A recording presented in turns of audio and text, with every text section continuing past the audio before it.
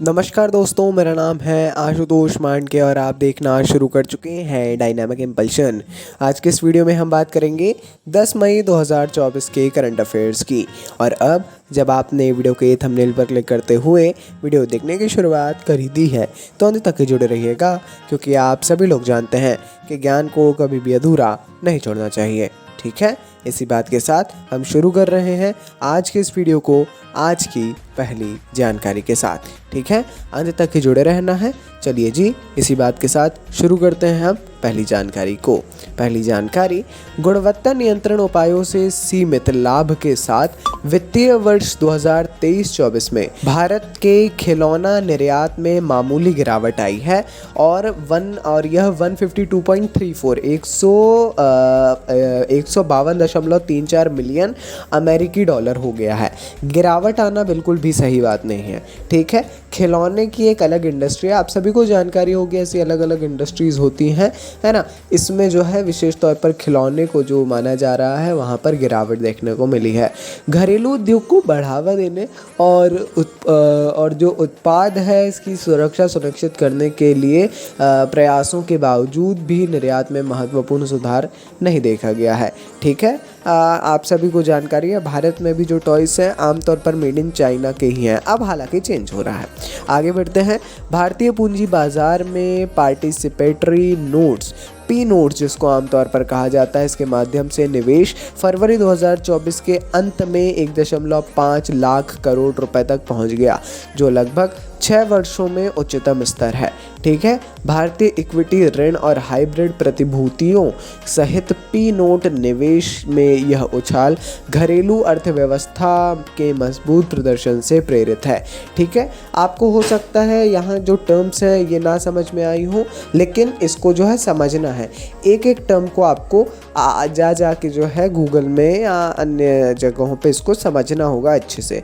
ठीक है, हाइब्रिड प्रतिभूति, पी नोट्स, है ना, क्या है ये, क्यों ऐसा हुआ है, करंट से ज़्यादा इसमें जो बेसिक नॉलेज है वो इम्पोर्टेंट है। आगे बढ़ते हैं। भारतीय वायुसेना जंगल की आग से निपटने में राज्य की सक्रिय रूप से सहायता कर रही है ना। भारतीय वायुसेना जो है ये जंगल की आग से निपटने के लिए राज्य की सक्रिय रूप से सहायता कर रही है। पौड़ी गढ़वाल सेक्टर में भीषण आग के जवाब में इंडियन एयरफोर्स ने अपने Mi-17V5 हेलीकॉप्टरों का उपयोग करके बम्बी बकेट ऑपरेशन करके बहुत ज़रूरी राहत प्रदान की। अब यहाँ पे आपको करना क्या है, एक HW होमवर्क आप ले लीजिए, वो है कि ये किस राज्य की बात की जा रही है। वैसे बहुत सिंपल होगा, पौड़ी गढ़वाल अगर आप ये नाम अगर आपने सुना हो तो आप लोगों को जानकारी होगी, नहीं सुना है तो पढ़िए और फिर इसके बारे में, एक तो ये ऑपरेशन जो है इसके बारे में पढ़िए। आगे बढ़ते हैं। राजस्थान रॉयल्स के चतुर leg spinner Yuzvendra Chahal T20 cricket इतिहास में अपना नाम दर्ज कराना जारी रखे हुए हैं। अभी ही हमने कुछ समय पहले एक रिकॉर्ड की उनकी जानकारी दी थी, अब एक और सुन लीजिए। इंडियन प्रीमियर लीग IPL के मौजूदा संस्करण में जो चल रहा है, चहल ने खेल में सबसे छोटे प्रारूप में 350 विकेट लेने वाले पहले भारतीय गेंदबाज बनकर एक उल्लेखनीय उपलब्धि हासिल की है।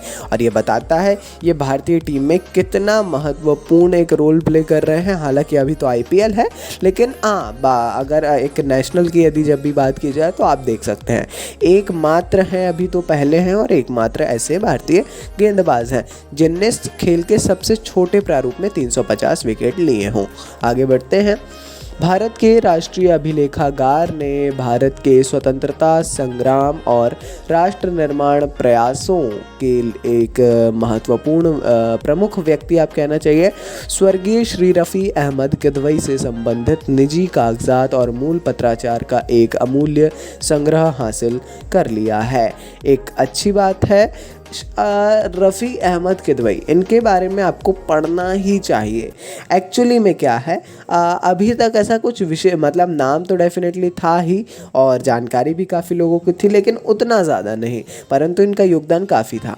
हाल ही में ये राष्ट्रीय अभिलेखागार ने जो है NAI ने जो है इस पर थोड़ा सा कार्य किया है। यह अधिग्रहण हमारे देश के इतिहास में एक महत्वपूर्ण हिस्से और एक उल्लेखनीय नेता की विरासत का संरक्षण सुनिश्चित करता है। आगे बढ़ते हैं, ये शायद अंतिम जानकारी है। वेस्ट नाइल बुखार, वेस्ट नाइल वायरस है ना, WNV, इसके कारण होने वाला एक वायरल संक्रमण है जो मुख्य रूप से संक्रमित क्यूलेक्स मच्छरों को काटने से फैलता है। ये एक जानकारी है थोड़ा सा वर्तमान में चर्चा में बनी हुई है, क्योंकि वर्तमान में फिर से कहीं ना कहीं पे मच्छर आपको ज़्यादा दिखाई देना शुरू हो गए होंगे। पहली बार 1937 में युगांडा में पता चला। यह वेक्टर जनित रोग अब विश्व स्तर पर फैल गया है, जिसमें भारत भी शामिल है, जहां यह पहली बार 2011 में केरल में रिपोर्ट किया गया था भारत में। ठीक है, काफ़ी ज़रूरी है ये भी, थोड़ा सा आपको जो है वेस्ट नाइल बुखार, वेस्ट नाइल वायरस के बारे में पढ़ना है। क्यूलेक्स मच्छर नाम आपने ज़रूर ही सुना होगा, इसके बारे में भी थोड़ी जानकारी आपको प्राप्त कर लेना चाहिए, क्या है, क्यों है, कैसे हैं।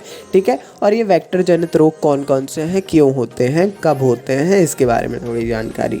कहीं ना कहीं ये साइंस से जुड़ा हुआ है, डायरेक्टली ये मेडिकल से जुड़ा हुआ है। ठीक है जी, तो ये थी आज के इस वीडियो की अंतिम जानकारी। कोई भी कन्फ्यूज़न हो आपको किसी भी टॉपिक से रिलेटेड, आप लोग कमेंट सेक्शन में पूछ सकते हैं। मिलते हैं अगली वीडियो में। नमस्कार, डायनामिक इम्पल्शन।